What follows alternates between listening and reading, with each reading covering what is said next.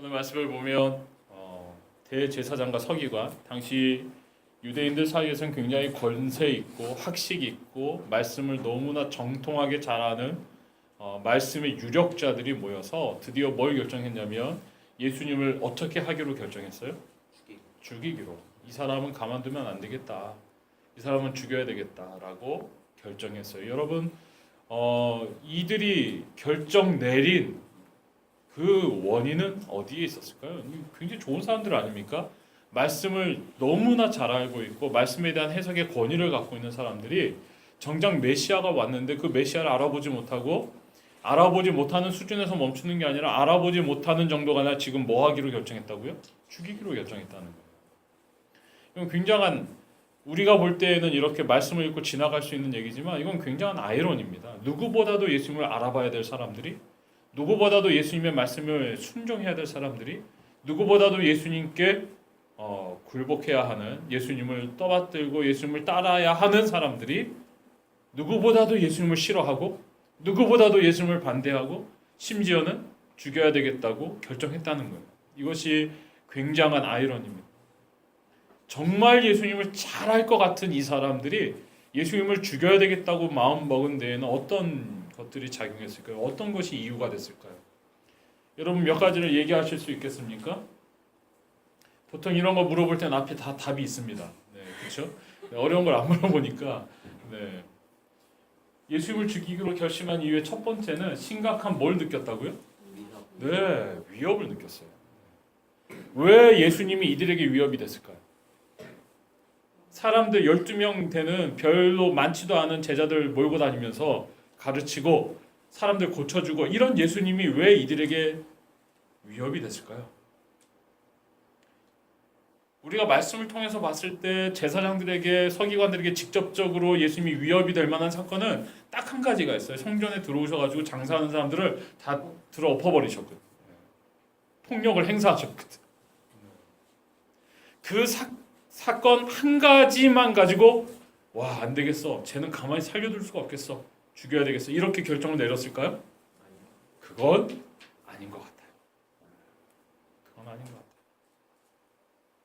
이들이 느꼈던 위협은 어떤 거죠?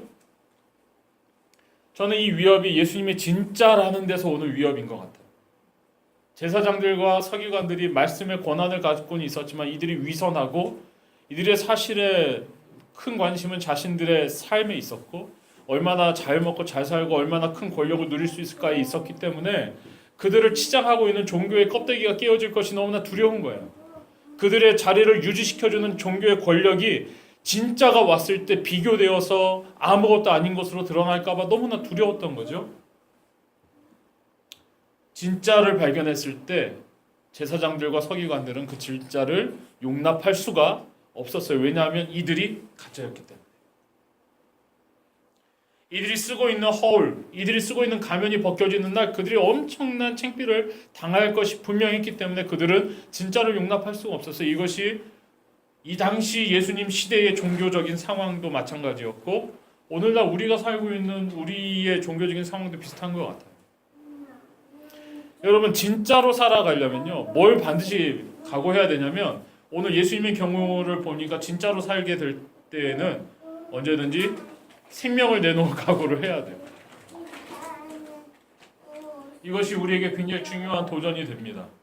이런 상황 속에서 예수님이 사역을 하셨어요. 그리고 제사장들과 서기관은 예수님을 가만히 둘 수 없고 죽여야 되겠다는 결정을 내렸어요. 두 번째 이유가 있습니다. 여러 가지 이유가 있겠지만 두 번째 이유는 이들에겐 정치적인 필요가 있었어요. 여러분 이 당시 유대인들은 로마의 핍박을, 로마의 통치를 받고 있었고요. 사람들이 그런 통치받는 자신들의 조국의 상황에 염증을 내고 이 상황이 너무 힘드니까 그 근방에 막 흩어져서 살았어요.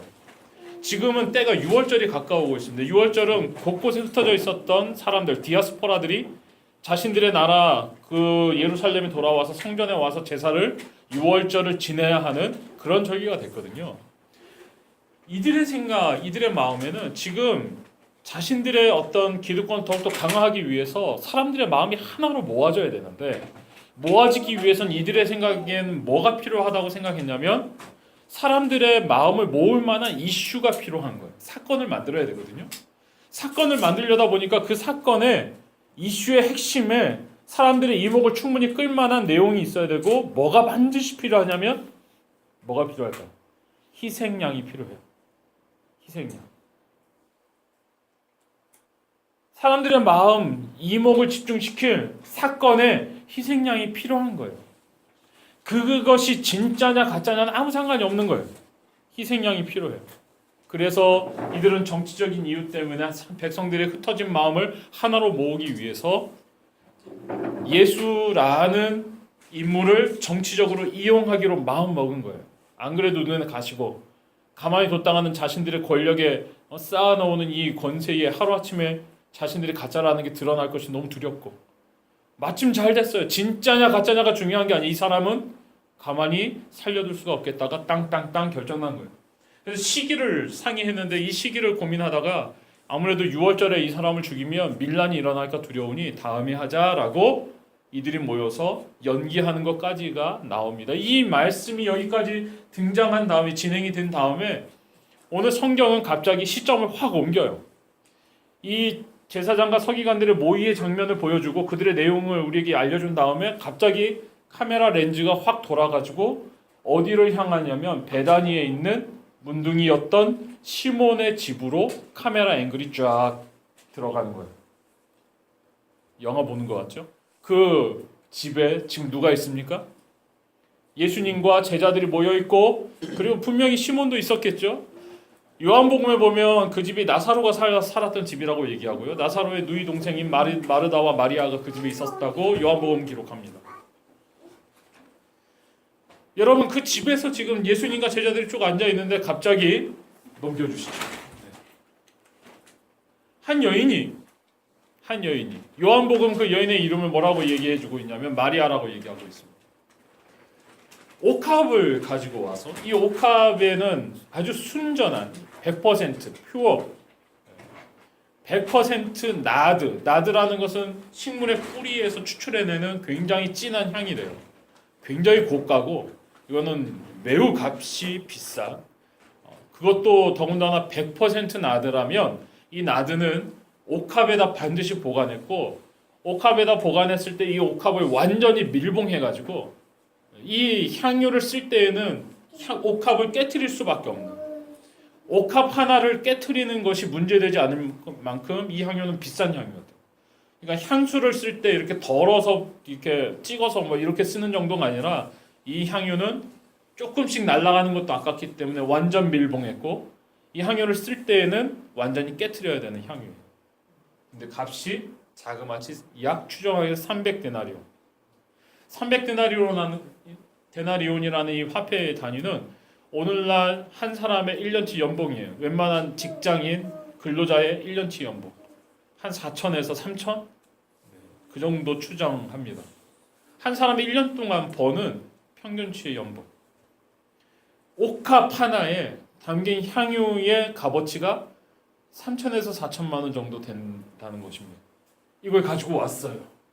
가지고 와서, 여러분, 유대인들이 그 집에 들어가서 이렇게 앉으면 표현은 앉는다고 되어 있지만 이들의 앉는 자세는 우리처럼 이렇게 의자에 앉는 자세가 아닙니다. 유대인들이 밥을 먹으러 앉았다라는 표현이 나올 때도 이것은 앉는 게 아니라 이렇게 쿠션이 있고 거기에 팔을 기대고 옆으로 비스듬히 기대어 눕는 거예요. 이게 밥 먹는 자세예요.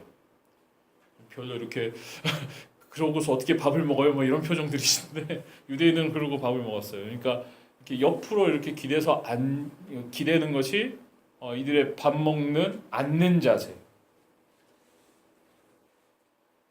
향유를 깨트렸어요. 옥합을 깨버리고 깬 옥합을 머리부터 부었어요. 여러분 한번 상상해 보십시오.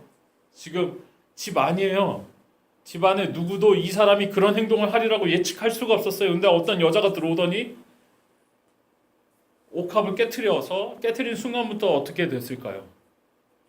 예, 그 강력한 아주 값비싼 나드 향이 엄청나게 났을 거예요. 그 옥합을 깨트린 그것을 예수님의 머리부터 붓는 거예요. 쭉 부었어요. 머리부터 흘러내리는 기름이. 네. 갑자기 예수님은 앉아 계시다 기름 세례를 받으셨어요. 근데 예수님은 놀라거나 왜 이러는 거예요? 뭐 이러지 않으시고 왜 나한테 기름을 붓는 거야? 막 이러지 않으시고 그 기름 부어 주시는 그 여인의 행동을 그대로 받아들이셨어요. 기름이 줄줄줄 흘렀겠죠? 온몸을 적시고 흘렀을 거예요. 보통 이런 행동은 성경의 근거를 찾아보면 유대인들의 이 당시 풍습에서는 향유를 바르는 것은 사람을 장사 지내는 절차예요.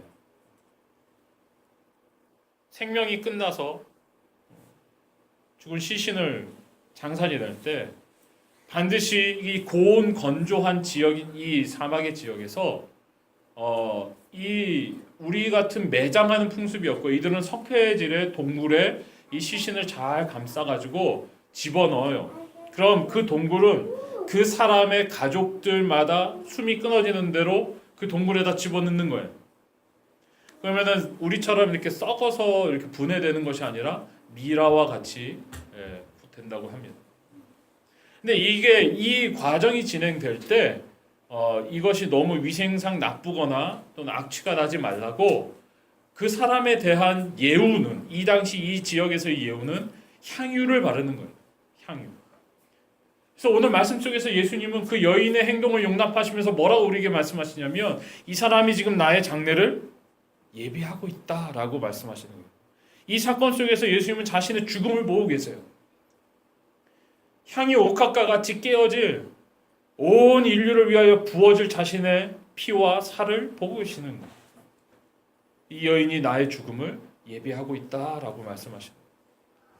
이 정도에서 그친 것이 아닙니다. 이 여인은 오늘 그림에서 보듯이 흘러내린 그 향유의 모든 것들이 적은 양은 아니었을 거예요. 발까지 그 향유가 적셔지자 여인이 자신의 머리를 풀러 예수님 앞에 완전히 엎드려서 자신의 머리카락으로 예수님의 발을 닦아내기 시작했어요. 여러분, 중동 지방의 여인들의 풍습에는요, 머리카락을 아무에게나 보이지 않습니다. 중동 지방의 풍습은 머리카락을 보인다는 건 굉장히 수치스럽게 여겼어요. 머리카락은 누구에게나 보일 수 있는 게 아니에요. 그래서 아주 엄격한 이슬람 문화를 갖고 있는 중동 지역은 히잡이라고 해서 눈만 내놓고 다닙니다. 네. 이스라엘 정도만 해도 여인들은 반드시 뒤집어 썼어요. 뭐 완전히 눈만 내놓고 다니지는 않았지만 머리를 내놓고 머리를 보이는 것을 상당히 부끄럽게 여겼어요. 근데 여러분, 지금 이 여인이 예수님과 어떤 관계인지 우리가 자세히 그 근원을 찾아볼 수는 없지만 여인이 지금 하고 있는 행동은 예수님을 향한 가장 존경과 사랑과 희생의 행동을 하고 있는 거예요. 자신의 머리카락을 풀러서 누구에게나 쉽게 보여줄 수 없도록 사회적으로 규정된 그것을 지금 예수님의 발을 닦고 있어요. 여러분, 한 여인이 300데나리온이나 되는 이 향유 옥합을 소유하고 있었다는 거 어떻게 생각하세요? 중동 지방에서 여자는요, 돈을 모을 수 있는 존재가 아닙니다. 모든 돈과 모든 집과 모든 가축의 소유는 누구의 것이었냐면 항상 남자의 것이었어요. 중동 지역에서의 상식적인 생각은, 심지어는 우리는 절대로 거기에 동의하지 않지만 여자도 누구의 소유냐면 남편의 소유예요. 소유물로 취급했어요. 요즘은 그랬다간 진짜 큰일 나는데요. 난리 날 겁니다. 내 소유물, 내 재산, 내가 마음대로 할 수 있는 존재로 생각했어요. 돈을 모으면 남편이 모을 수 있고 남편이 관장할 수 있죠. 여자는 돈을 만질 수 없었어요. 일만 하는 존재였어요. 애 낳고 일하고. 근데 여러분, 그런 중동 상황 속에서 이 여인이 돈을 모으기 시작했다는 건 이건 대단한 일이고요. 돈을 모으는 정도가 3천에서 4천만 원 정도? 엄청난 금액의 향유 옥합을 소지하고 있었다. 이거는 흔히 일어날 수 있는 일이 아니에요. 아마도 이 옥합은요, 제가 추측하기로는 어쩌면 이 여인의 평생의 노동의 대가였을 수도 있어요. 젊은 나이 많은 여인은 아니었던 것 같아. 그가 아주 어려서부터 정말 조금씩 모아온 자신의 전 일생이 투입된 노동의 결과물일 수 있어요. 전 재산일 수 있다는 거죠. 어쩌면 이 향유 옥합은요, 자신이 만약에 새로운 가정으로 시집을 갔을 때 거기에서 자신이 살아갈 삶의 원천이 되는 기본 수단이 되는 삶의 기반이 될 그러한 금액이었을 수도 있어요. 어쩌면 이 돈은요, 아주 위급하고 어려운 상황으로부터 자신을 지켜줄 유일한 비상책이었을 수도 있어요. 목숨이 경각에 달렸을 때, 아주 위태로운 일이 있었을 때 그 돈으로 자신의 생명을 살릴 수 있는, 자신의 가족을 구할 수 있는 아주 요긴한, 정말 열심히 모은 그런 돈이었을 수 있습니다. 근데 오늘 이 여인이 그것을 포기하고 있습니다. 아낌없이 포기하고 있습니다. 깨어버렸습니다. 깨서 부어버렸어요. 누구를 위해서 부었어요? 예수님을 위해서 부었어요. 이것은 이 여인이 그래도 괜찮다고 확신했기 때문이라고 저는 생각합니다. 여러분, 3천만 원, 4천만 원 되는 굉장히 값비싼 자신의 일생이 녹아있는, 자신의 온 삶을 다해서 모은 전 재산을 내려놓고 포기할 때 이 여인이 10번 생각하지 않았겠어요? 정말 신중에 신중을 거듭하지 않았겠어요? 생각하고 또 생각해 봤겠죠. 내가 이렇게 해도 괜찮을까? 내가 이렇게 행동하는 것이 맞는가? 이것이 꼭 필요한 일인가? 정말로 고민하지 않았겠어요? 그 결과, 그 여인의 고민의 결과, 이 여인은 옥합을 깨트려서 예수님 위에 붓기로 마음먹었고 그것을 행동에 옮깁니다. 그리고 그 예수님 앞에 꿇어 엎드려서 자신의 머리카락을 풀러서 수치나 조롱이나 자신의 어떤 명예에 상관없이 자신의 머리카락으로 예수님의 발을 닦습니다. 난리가 났어요. 난리가. 이게 뭐 하는 짓이야? 이러면서 너 정신 있는 거야 없는 거야? 난리가 났어요. 아니 300데나리온이나 되는 이런 이 비싼 향유 옥합이 있으면 그거 갖다가 팔아가지고 가난한 사람을 살려줘야지. 예수님이 항상 그렇게 말씀하셨잖아. 소유하고 있는 게 있으면 소자 하나라도 돌보고 가난한 사람을 위해서 쓰라고 말씀하셨죠. 이게 맞지? 지금 이거 깨가지고 부어버리는 이게 이런 엄청난 짓을 하다니. 누가 화를 내고 있습니까? 여러분, 우리가 읽은 말씀에 누가 화냈다고 되어 있죠? 여러 사람. 어떤 사람이? 마태복음에? 오늘 말씀에도 기록되어 있고 마태복음에도 제자들이, 요한복음에는 가룟 유다가. 점점점 좁혀지죠. 그 방에 있던 어떤 사람들이, 근데 그 사람들 누구예요? 제자들이 웅성거렸던 것 같아요. 그 중에서도 누가 제일 크게 얘기했을까요? 가룟 유다가. 역시 계산이 빨라요. 동괴를 맡고 있었거든요. 가룟 유다는 예수님과 제자들의 일행에 돈꾀를 맡고 있던 사람이에요. 근데 요한복음을 보면 그가 그렇게 열내는 이유가 분명히 거기에 써 있어요. 뭐라고 써 있냐면 그는 그 돈꾀에서 돈을 훔치고 있었습니다. 이렇게 써 있어요. 굉장히 의롭고 굉장히 타당한 이유로 화를 내고 있는 이 가룟 유다가, 또 이름을 잘못 얘기하고 있어. 이 가룟 유다가 막 열을 내고 있잖아. 화를 내고 있고 이것이 공의롭고 정의로운 이유를 가지고 막 화를 내고 있잖아요. 근데 성경은 그 사람의 내면을 이야기해 주는데 왜 그렇게 화를 내냐면 사실은 그가 돈궤에 돈을 훔치고 있었기 때문이라고 얘기해요. 공의로운 이유 때문이 아니에요. 정의 때문이 아니라 그가 거기에서 자신의 이익을 보고 있었기 때문에. 그는 순식간에 결정하고 계산했겠죠. 와, 저 엄청난 금액이 들어온다면 내가 이렇게 좀 챙길 것이 좀 더 많아질 텐데, 이런 생각하지 않았을까요? 가룟 유다의 생각이에요, 이게. 예. 그래서 그는 반대합니다. 이럴 수가 없다고. 이러면 안 된다고. 이거 옳지 않다고. 정의롭지 않다.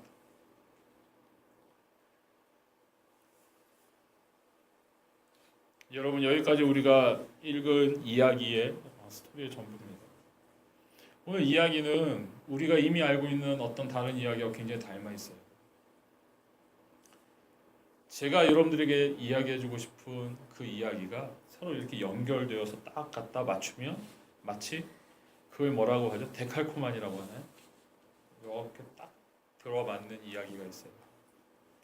성경에서 우리는 그 이야기를 이미 알고 있습니다. 그 이야기는 누가복음 15장에 나오는 탕자의 비유예요. 여러분 우리가 탕자의 비유라고 이야기하는 누가복음 15장 사실은 탕자의 비유가 아니라 거기에 나오는 이야기의 핵심 인물은 탕자가 아닙니다. 그 이야기에 나오는 핵심 인물은 사실은 아버지. 최근에 아니 오래전에 나왔죠. 팀 켈러 목사님의 설교 중에 그 책 제목 번역을 이렇게 해놨는데 마르지 않는 사랑의 샘 이렇게 해놨는데 그 원 제목은 그게 아니에요. 우리나라 책 제목은 마르지 않는 사랑의 샘인데 원 제목은요. 원 제목을 제가 번역한다면 이 뭐가 쓰였냐면 탕자라고 얘기할 때 쓰는 그 탕자 가서 재산을 허비하였다 얘기할 때 쓰는 그 단어가 아버지에게 쓰여져 있어요. 그러니까 오늘 그 비유는 둘째 아들이 생각을 잘못해가지고 재산을 왕창 받아서 막 방탕하게 써버리고 다 탕진해버리고 돌아온 이야기가 아니고 그 비유의 핵심은 그 그 아들들을 사랑하는 아버지의 탕진하는 사랑? 이게 핵심이라는 거예요. 끝이 없는 사랑, 막 허비하는 사랑, 마구마구 퍼주는 사랑, 아무리 퍼줘도 또 퍼줄 게 있는 사랑, 계산하지 않고 막 흥청망청 쓰는 사랑, 낭비하는 사랑. 이것이 그 누가복음 15장에 나오는 그 비유의 핵심이라고 이야기합니다. 여러분 이 사건이 굉장히 딱 들어맞아요. 오늘 사실 여러분 옥합을 깨트린 여인은 예수님의 발 위에 자신의 머리카락으로 닦기까지 그 값비싼 옥합을 깨트렸어요. 사람들이 이것이 낭비라고 난리가 났어요. 근데 여러분이 낭비한 이 여인이 낭비의 원저자가 아니에요. 원조가 아니에요.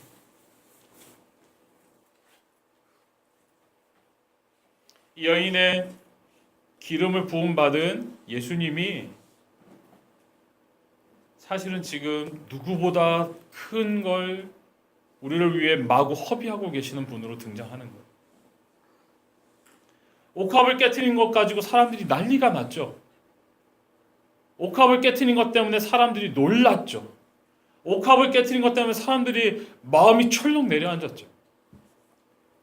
근데 그건 아무것도 아니라는 거예요. 그건 정말 작은 것이고 사실은 그곳에 계시는 예수님께서 지금 자신의 일생을 생명을 깨트리기 위하여 십자가의 길을 걷고 계시잖아요. 엄청난 사랑을 지금 낭비하고 계시는 분은 바로 그 기름을 부음받고 계시는 예수님이세요. 옥합 하나 가지고 비교할 수 없는 사랑을 우리에게 부어주고 계시는 거예요.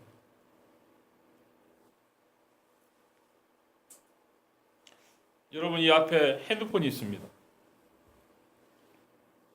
핸드폰이 만약에 10,000원짜리라고 해보세요. 이거 10,000원. 네, 이거 10,000원이에요. 하영이가 저한테 와가지고 9,000원 줄 테니까 이 10,000원짜리 핸드폰 파세요. 그래서 제가 그래 기분 좋으니까 너 내가 1,000원 깎아줄게. 너 9,000원에 사라. 여러분 하영이가 좋아할까요? 안 좋아할까요? 좋아요. 이거 상당히 괜찮은 거래입니까? 아닙니까? 좋습니다. 좋은 거래죠. 저렴하게 샀으니까 한 1,000원이라도 깎았으니까 좋은 거래죠. 10,000원에 사도 괜찮아요. 아, 그죠? 10,000원에 사도 괜찮죠. 네. 거래예요 이게. 거래는요. 약간 싸게 사면 기분 좋아요. 조금 더 주고 사면 기분이 약간 나쁠 수는 있어요. 제값 주고 샀으면 괜찮은 거래예요. 거래. 거래는 내가 치룬 값에 합당한 대가를 받으면 되는 거예요. 또는 내가 치룬 값이 조금 지나쳤더라도 그래도 내가 받은 것이 그거에 크게 못 미치면 만족하고 사는 거예요. 나는 조금 지불했는데 조금 더 많이 받았어? 와, 그럼 이거 땡 잡은 거고 즐거운 거고 수지 맞은 거예요. 이게 거래예요. 지금 이 여인은 예수님과 거래하고 있는 게 아닙니다. 누가복음 15장의 아버지는 지금 아들하고 거래하고 있는 게 아니에요. 3분의 1 왕창 재산을 떼어가지고 나가서 허랑방탕하며 다 써버리고 돌아온 아들을 아버지는 한없는 사랑으로 따지지도 않고 묻지도 않고 철저하게 보호하면서 다시 아들로 세워요. 다시 맞이하고 다시 사랑해요. 변함없이 사랑해요. 거래하지 않아요. 따지지도 않아요. 네가 나한테 준 상처, 네가 나한테 준 고통, 네가 나 가지고 가는 우리 집의 재산, 너 뭐야? 너 왜 이렇게 살 거야? 이런 거 안 따져요. 그래서 팅펠러 목사님이 프로디갈이라는 단어를 썼어요. 프로디갈. 발음이 맞겠죠? 탕진하는, 사랑을 탕진하는 아버지. 오늘 예수님이 그 모습을 그대로 가지고 계세요. 여러분, 어떤 사람이 자신이 죽을 걸 알면서 그 길을 걸어갈 수 있는 사람이 누가 있어요? 십자가를 지을 걸 뻔히 알면서 그 길을 걸어갈 수 있는 사람이 누가 있어요? 이제 며칠 뒤면 6월절이 시작되고 그 6월절에서 예수님은 6월절 어린 양으로 자신의 생명을 내려놓아야 하는데 그 길을 끝까지 걸어가는 그 길에 한 여인이 나타나서 옥합을 부은 거예요.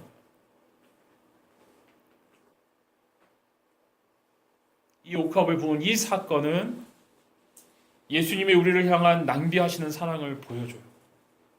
값을 따지지 않는 사랑을 보여줘요. 다함이 없는 사랑을 우리에게 보여주고 있어요. 계산하지 않는 사랑을 보여주고 있어요. 사랑하는 여러분, 그 놀라운 한없는 사랑이 우리에게 거래가 되지 않기를 바랍니다. 여러분, 우리가 어떤 걸 하나님 앞에 드리면 하나님 앞에 만족스러울까요? 그 사랑에 합당할까요? 여러분, 좀 그럴 만한 거 가지고 계세요? 아마 빌 게이츠가 와도 그 사랑을 갚을 수가 없을 거예요. 그래서 우리는 하나님과 거래를 할 수 없는 존재예요.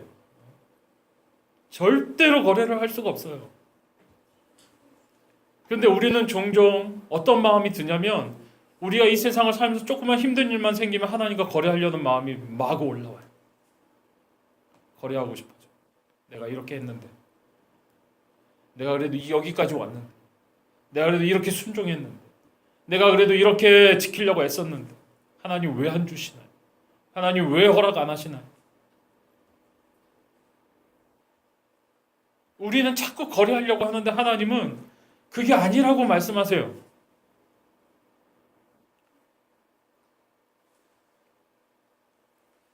지난번 저희 아내 생일날 하영이가 봉투에다가 뭐 편지를 쓰고 뭘 넣어왔어요. 제 생일 때는 그런 거 안 했는데 카드 하나로 때우더니 엄마 생일 때는 뭘 딱 이렇게 써가지고 카드만 썼나? 그랬더니 그 안에 뭘 넣어왔어요. 그래서 뭔가 했더니 자기 용돈에서 얼마를 딱 이렇게 모아가지고 캐시를 이렇게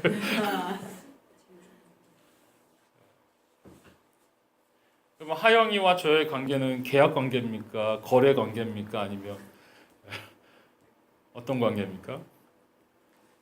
제가 하영이한테 이 일을 제기할 수 있나요? 너 왜 엄마한테 현찰 주고 나한테 입 닫고? 네? 하영이를 열심히 키워요. 하영이, 하은이, 뭐 하준이도 마찬가지고 자녀들이 우리 가정에서 커요. 아버지, 어머니들이 되게 수고하고 애쓰죠. 날마다 마음을 쓰고 힘들고 애들이 다 커가지고 성인이 되면 비용 청구하나요? 지금까지 너 키운 비용이 이거니까 너 가지고 와라. 지금부터 벌어서 갚든지.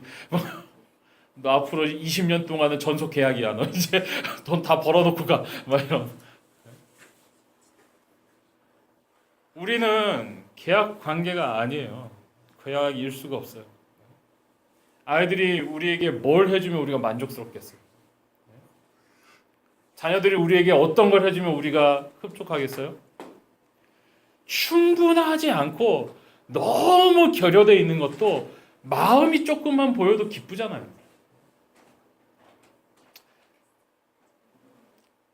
용돈 그냥 조금 모아가지고 봉투에 넣어줘도 그게 수천만 원 받는 것보다 몇 억을 받는 것보다 기쁘잖아요. 마음이 보이는 거니까. 액수로 따지겠어요? 지금 하나님이 우리가 맺고 싶어하는 관계는 그런 관계예요. 그런 관계. 내가 너의 아버지고 너는 내 자녀야. 나는 무슨 일이 있어도 널 사랑해. 이런 관계예요. 근데 우리는 자꾸 이걸 거래로 가져가려는 성향이 있어요. 이걸 좀 해주시면 내가 이렇게 할게요. 이게 왜 안 돼 있나요? 내가 이거 원하는데 왜 바로 안 떨어지죠? 여러분, 거래 관계는요, 나중에 굉장히 비참해질 수 있습니다. 아주 비참해질 수 있습니다. 아니, 사실은 거래 관계는 항상 끝이 비참합니다. 버림받고 끝나고 관계가 깨어지고 끝납니다. 오늘 하나님 우리에게 그런 관계를 원하지 않는다고 말씀하고 계세요. 나는 너를 내 자녀로 불렀고 무슨 일이 있어도 사랑한다. 한없이 사랑한다. 모든 걸 다 퍼주고 싶은 마음 갖고 있다. 다 네 거다. 구하기만 해라. 그게 우리 아버지십니다. 그게 우리 하나님이십니다. 그 하나님이 오늘 우리와 함께 하십니다. 그래서 오늘 이 여인의 향이 옥합이 복음이 전파되는 곳마다 얘기될 수 있는 거예요. 이게 복음이기 때문에. 이 여인의 고백은 이런 겁니다. 내 평생을 모은 것이지만 이거 깨뜨려도 아깝지 않습니다. 내 생명을 드려도 아깝지 않습니다. 내가 그것에 능가하는 훨씬 더 압도되는 사랑을 받았기 때문입니다. 라고 얘기하고 있는 거예요. 사실은 오늘 이 말씀 속에서 하나님이 우리를 향하신 요청은 그거예요. 나는 너의 모든 걸 원한다는 거예요. 전부를 원하는 거예요. 너의 마음이 나뉘어져서 너의 생각이 나뉘어져서 어디까지는 나를 따라오지만 어디서부터는 거절하고 있는 그 마음이 변하기를 원한다고 얘기하시는 거예요. 여러분, 거래하는 마음은 하나님과 내가 원하는 것을 가지고 실갱이하는 그런 것만을 의미하는 건 아닙니다. 하나님과 거래를 우리가 지혜로운 사람들은 어떻게 하냐면 이렇게 해요. 정말 순종하고 정말 말씀을 쫓고 정말 열심히 신앙생활해요. 그런데 어느 선이 있어요. 이 선을 하나님이 넘어오시려고 그러면 그거는 절대 안 되는 일이에요. 하나님 여기까지. 나는 여기서부터는 하나님 앞에 내어놓을 수가 없어요. 여기서부터는 하나님이 안 봤으면 좋겠어요. 여기서부터는 하나님이 나를 안 건드렸으면 좋겠어요. 여기까지예요. 사람마다 이 선은 다 다르지만 우리가 거래하는 방식은 이런 식으로 하나님과 거래하려고 애를 써요. 순종 안 하는 거 아니에요. 하나님 앞에 안 드리는 것도 아니에요. 옥합을 깨긴 깨는데 적당히 가격 보면서 깨는 거예요. 내가 깰 수 있을 만한 것만 깨는 거예요. 깨도 내가 안 다치는 것만 깨는 거예요. 깨도 내가 속상하지 않은 것만 깨는 거예요. 깨도 절대적으로 내 삶이 흔들리지 않는 것만 깨는 거예요. 그게 당연하다고 생각해요. 그리고 그렇게 내가 나를 지켜요. 하나님이 나를 지키시는 게 아니라 내가 나를 지켜요. 근데 하나님은 우리를 어떻게 사랑하십니까? 사랑하시되 우리를 다 주시면서 사랑하세요. 남겨놓지 않으셨어요. 사랑하시되 끝까지 사랑하신다고 기록하고 있어요. 아무리 우리가 불순종하고 항거하고 아무리 우리가 거역해도 우리를 향하신 하나님의 손길이 거두어지지 않는다고 기록하고 있어요. 사랑하는 여러분, 하나님 앞에서 그 사랑 앞에서 우리가 응답해야 합니다. 얼마짜리 옥합을 깰까를 고민하라는 얘기가 아닙니다. 어디까지 들여받는지를 얘기하라고 얘기하는 게 아니에요. 정말 하나님이 나를 사랑하시는 그 사랑이 정말이라면, 하나님이 나를 사랑하시는 그 사랑이 진짜라면 나는 하나님 앞에서 진짜로 하나님을 사랑하고 있는지에 대답해야 된다는 거예요. 내 모든 것을 원하시는 하나님 앞에, 내 모든 것을 원하시는 하나님 앞에 나는 모든 걸 드릴 수 있나를 대답하라는 거예요.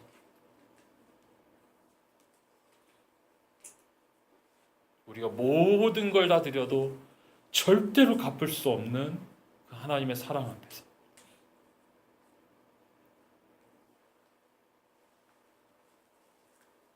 넘겨볼까요?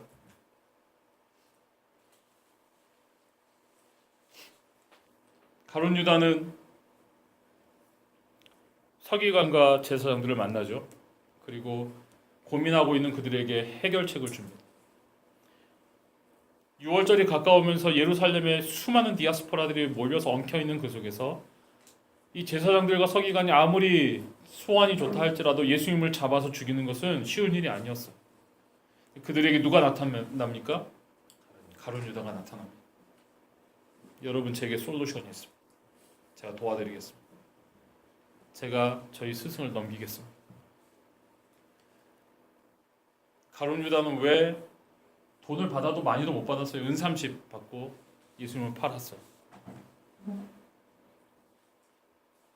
그는 왜 스승을 팔았을까요?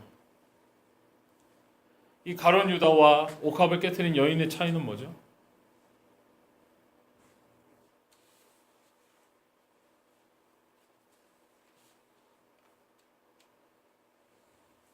자신이 얻을 수 있는 게 다 끝났다고 생각했을 때, 이제 더 이상 얻을 게 없다고 생각했을 때, 그냥 더 봐야 우리가 기대하는 메시아는 아니라는 생각이 확신이 들었을 때, 가룟 유다는 은삼십이라도 벌고 버리자는 생각이 들었을지도 모르겠어요.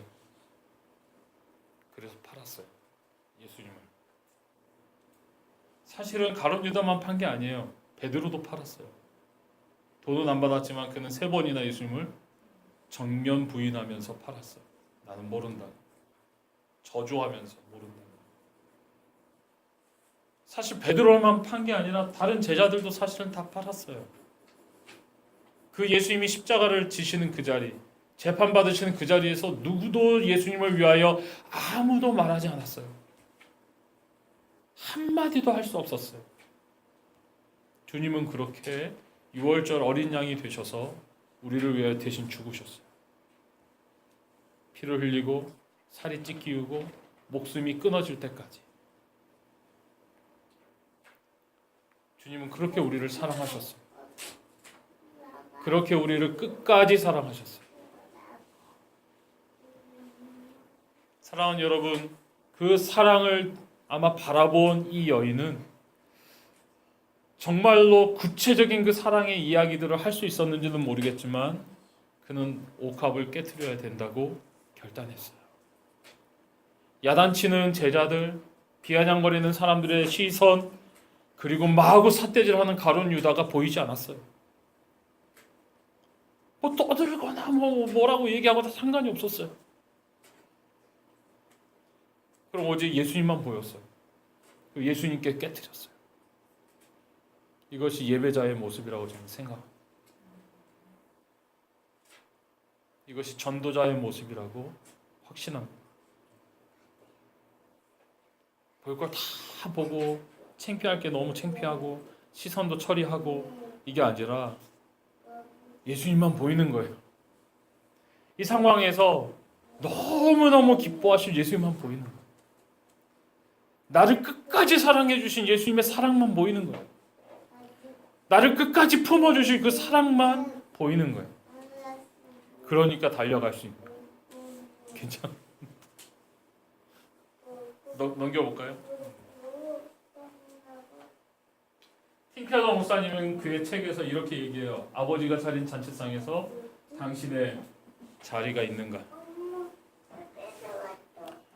누가복음 15장 탕자의 비유에서 제일 흥미로운 인물은 큰 형이에요. 큰 아들. 가산을 다 탕진해서 돌아온 작은 아들이 아버지의 환대를 받고 그의 신분이 회복되고 아버지가 그를 위하여 잔치를 열었어요. 마을 사람들 초대해서 잔치를 열었어요. 근데 그 잔치를 연 그 자리에 아버지는 아들의 자리를 준비해 놓고 너도 와서 즐기자고 초대하지만 큰 형은 들어올 수가 사실은 들어올 수 없는 게 아니라 거절했어요. 이 돌아온 탕자의 그림입니다. 아버지가 한없이 지쳐있지만 사랑스러운 표정으로 돌아온 탕자를 안고 있죠. 탕자는 너무너무 미안해서 아버지 앞에 무릎을 꿇고 있고요. 옷은 다 해졌고 신발도 없어요. 탕자는 얼굴도 제대로 보이지 않아요. 얼굴의 온전한 모습을 우리에게 보여주지 않습니다. 주변에 있는 사람들이 시선은 하나같이 탕자에게 모아져 있어요. 근데 유일하게 아주 애매하게 탕자도 아니고 아버지도 아닌 시선으로 이들을 내리꽂고 째려보고 있는 한 사람이 있어요. 이 사람 누굴까요? 표정이 보이세요? 제가 그림을 더 크게 했어야 되는데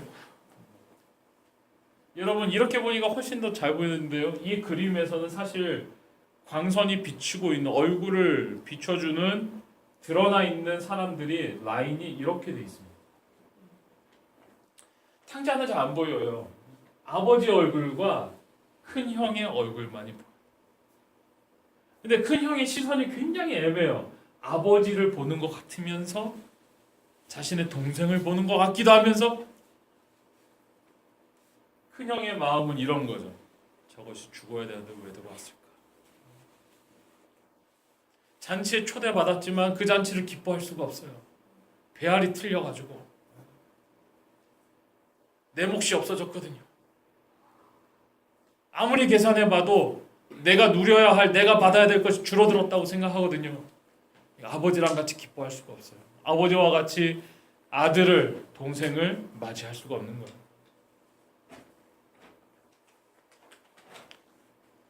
이 아들은 한 번도 아버지 곁을 떠난 적이 없습니다. 아버지가 시키는 일들을 잘했습니다. 성실했습니다. 최선을 다해서 일했습니다. 그의 집에서 늘 그는 아버지의 기대에 부응하는 아들이었어요. 실망시키지 않았어요. 아버지의 마음을 만족시키기 위해서 온 힘을 다했어요. 하지만 이 아들은 아버지 곁을 한 번도 떠난 적이 없지만 아버지의 마음에 자신의 마음을 맞춘 적도 한 번도 없는 거예요.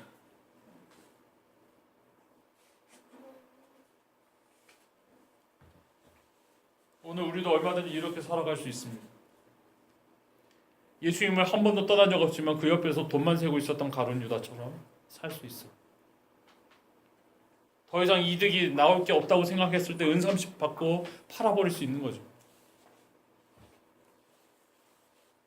더 이상 아버지로부터 자신에게 돌아올 풍성한 것이 없다고 생각했을 때 아버지의 기쁨에 참여하는 것을 거절할 수도 있는 거죠. 그런데 오늘 아버지의 마음은 나와 함께 기뻐하고 나와 함께 잔치에 앉고 나와 함께 즐거워하며 누리자고 우리를 초대하고 계시는 겁니다. 우리 마지막 장면 볼까요?